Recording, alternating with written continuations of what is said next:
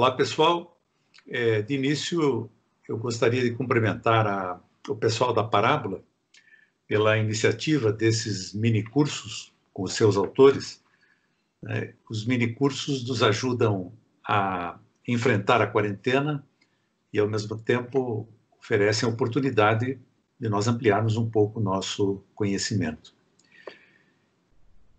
O tema deste meu mini-curso é a questão da norma linguística ou das normas linguísticas. A gente tende a falar muito no singular, mas o fenômeno é plural, como eu vou tentar mostrar para vocês ao longo do curso. Eu publiquei pela Parábola o livro Norma Culta Brasileira, Desatando Alguns Nós. E nele eu apresentei pesquisas e reflexões que venho desenvolvendo há vários anos sobre a questão normativa. O meu interesse por esse tema, ele começou no tempo ainda em que eu dava aula de português no ensino médio e enfrentava o problema comum de todos os professores de português, ou seja, como trabalhar as questões normativas com os alunos.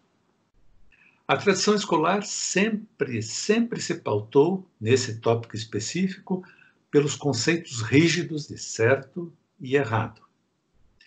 E eu percebia nas aulas que esses conceitos faziam pouco sentido para os meus alunos.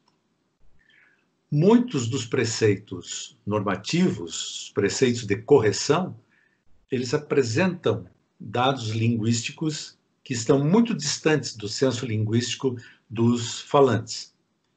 E, por isso mesmo, não fazem muito sentido para os alunos do ensino médio, por exemplo.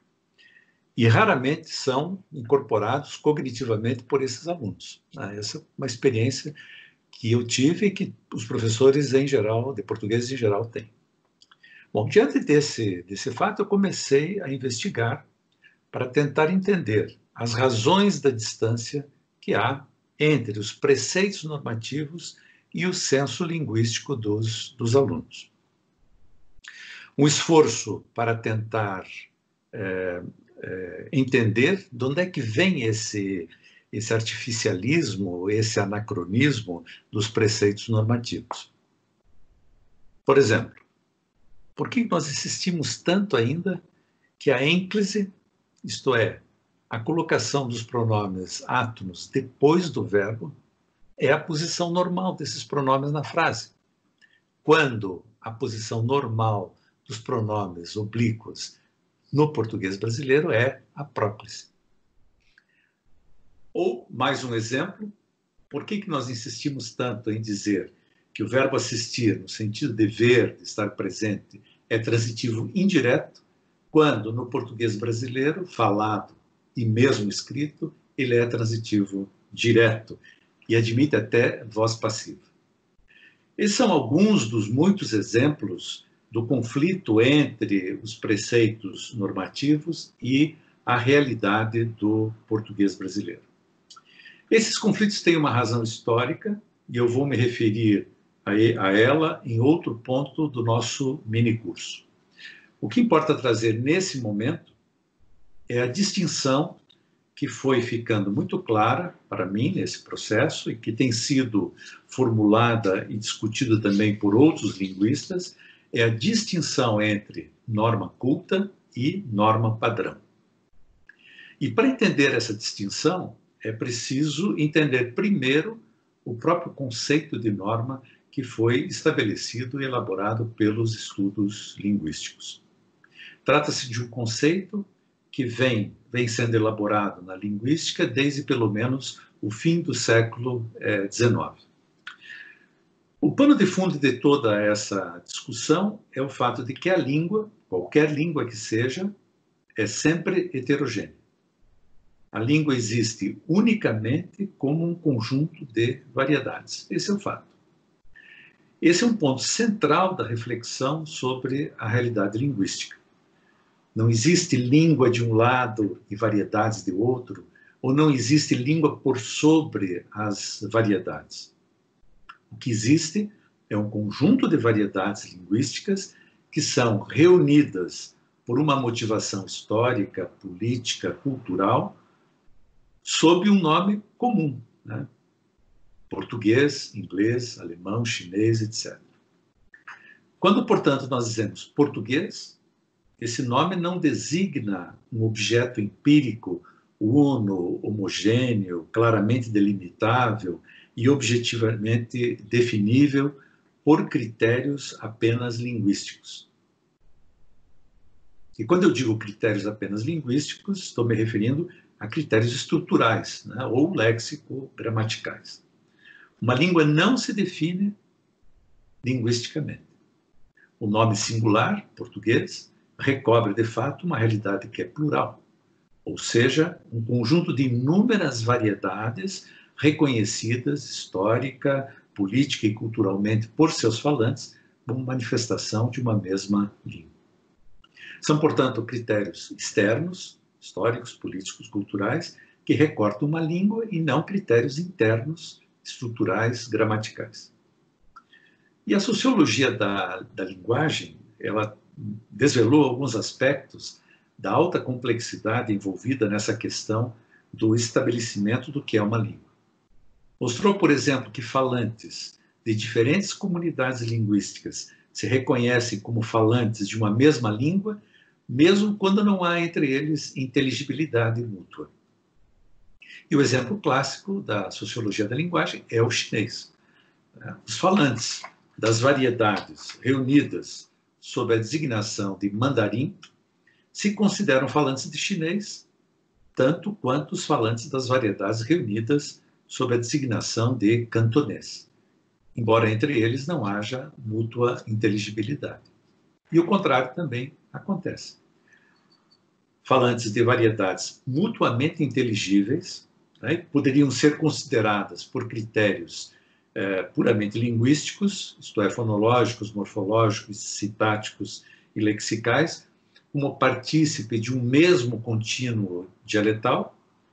Esses falantes se declaram falantes de línguas diferentes. E o caso clássico aqui é o do neerlandês e das variedades do chamado baixo alemão, que são faladas no noroeste da Alemanha. O neerlandês na Holanda e o baixo alemão no noroeste da Alemanha. Jamais um cidadão dos Países Baixos vai dizer que fala uma variedade do baixo alemão.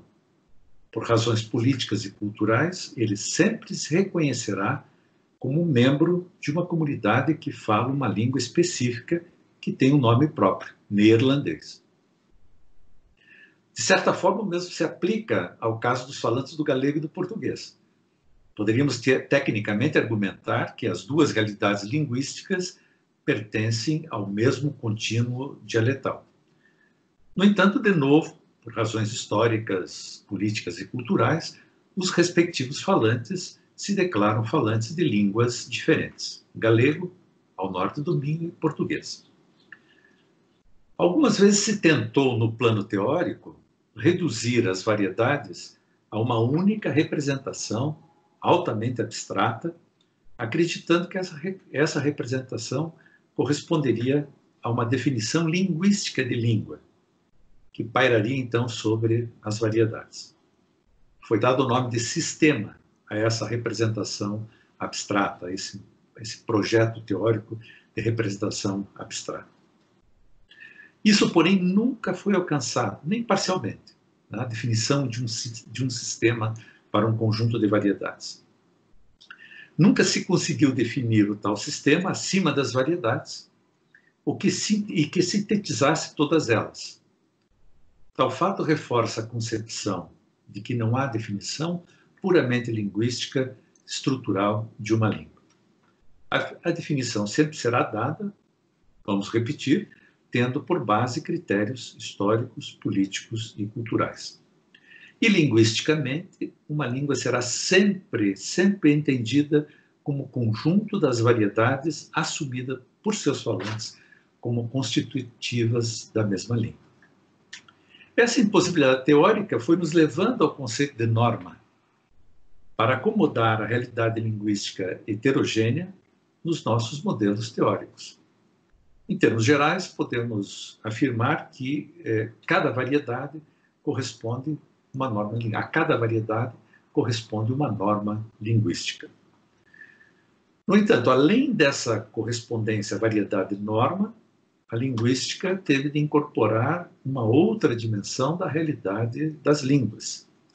Trata-se do fato de que as sociedades, as comunidades falantes, desenvolvem também um movimento de padronização linguística para determinadas práticas de linguagem. Ou seja, as sociedades estipulam alguns comportamentos linguísticos como os mais adequados a determinadas práticas de linguagem. Os próprios falantes envolvidos nessas práticas, por exemplo, as práticas da escrita, eles mesmos vão fixando esses comportamentos como mais adequados àquelas práticas. E na sequência desse processo, registram esses comportamentos, esses fenômenos linguísticos, como modelares em instrumentos normativos, como os dicionários, as gramáticas, os formulários ortográficos e assim por diante.